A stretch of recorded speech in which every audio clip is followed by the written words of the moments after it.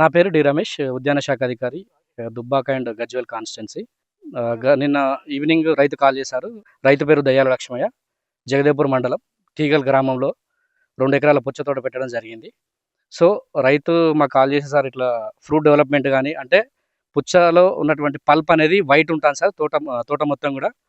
దాన్ని మేము పరిశీలించడానికి గౌరవ ఏఓ గారు, అదేవిధంగా ఏఓ గారు మన క్షేత్ర సందర్శన రావడం జరిగింది. దీనిలో భాగంగా 2 ఎకరాలు పుచ్చ తోట వేయడం జరిగింది. సో మొత్తం కూడా ఫ్రూట్ డెవలప్మెంట్ కానీ అంటే పల్ప్ అనేది వైట్గానే ఉంది. ర్యాండమ్గా చూసినట్లయితే మేము మా ఉన్నతాధికారులకు ఇన్ఫామ్ చేస్తాం. అదేవిధంగా శాస్త్రవేత్తలకు ఇన్ఫామ్ చేసి ఇమీడియట్గా ఇది సీడ్ ఫెయిల్యూరా ఏందనేది చెప్పడం జరుగుతుంది. ఇమీడియట్గా ఇన్ఫర్మేషన్ ఖచ్చితంగా శాస్త్రవేత్తలకు ఇవ్వడం జరుగుతుంది. మా జిల్లా ఉద్యాన శాఖ అధికారి నుంచి మేము ఇమీడియట్గా ఈ రిపోర్ట్ని అందజేస్తాం. మండల వ్యవసాయ అధికారి జగదేపూర్ మండల్ లక్ష్మణ్ గారి కర్బూజా తోటను హార్టికల్చర్ ఆఫీసర్తో కలిసి పరిశీలించడం జరిగింది. రైతు చెప్పినట్టు అది లోపల పల్ప్ అనేది రెడ్గా లేకుండా వైట్గానే ఉండటం, అట్లనే కాయలు వంకర తిరగటం అవి పరిశీలించడం జరిగింది.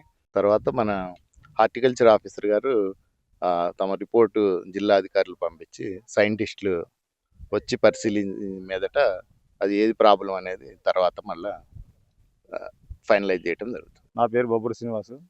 నా పక్క పొంటి దయాల లచ్చయ్య 2 ఎకరాల కర్బూజా తోట పెట్టిండు. జ్యోతి ఫర్టిలైజర్ల విత్తనాలు తీసుకొచ్చిండు. విత్తనాలు మొత్తం ఫెయిల్ అయింది. అది విత్తనాల కాయ ఎదగడం లేదు, ఎదిగిన కాయంలో గుజ్జు లేదు. దాని గురించి ఫర్టిలైజర్ షాప్కి ఎన్నిసార్లు పోయినా కానీ ఇవి వస్తాము, రేపు వస్తాము, మాపు వస్తాము అనుకుంటూ రాలేదు. ఫర్టిలైజర్ షాప్ కాడికి పోయినప్పుడు ఆయన ఏ మందులు ఏమంటే ఆ మందులే కొట్టిండు. ఆయన ఏ మందులు చెప్తే ఆ మందులే కొట్టిండు. ఇప్పుడు కూడా తోట పెట్టి 3 నెలల 15 రోజులు అవుతుంది. వాళ్ళు ఏ మందులు ఇస్తే ఆ మందులే కొట్టిండు. ఏది చేస్తే అది వాళ్ళు ఏది చేయమంటే అది చేసిండు. ఫీల్డ్ మీకు రాలేదు, వచ్చి చూడలేదు. అది చూడమంటే ఇగొస్తా అని చెప్తే వస్తలేడు. ఇప్పుడు తోట పెట్టి 3 నెలల 15 రోజులు అవుతుంది. ఇప్పుడు కాపు చక్కగా రాలేదు. ఆ నకిలీ విత్తనాలు దీనిపై అధికారులు చట్టరీత్యా తీసుకొని తగిన రైతుకు న్యాయం చేయాలని అతను ఇప్పటి వరకు 1,50,000 ఖర్చు పెట్టిండు తోటకు. బంగారం వాళ్ళ భార్య మీద బంగారం కూడా కుదబెట్టి 1,50,000 పెట్టుబడి పెట్టిండు.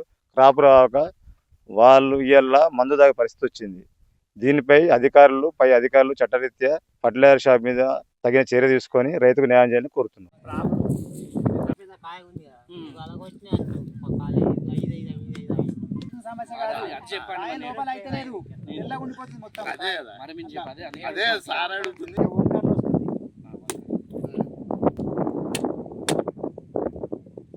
లోపల మొత్తం తెల్లగా ఉండిపోతుంది, అట్లా పుచ్చిపోతుంది. అట్లా ఉండదు, కాయ మొత్తం అట్లా ఖరాబ్ అవుతుంది అన్నట్టు. ఖరాబ్ అవుతుంది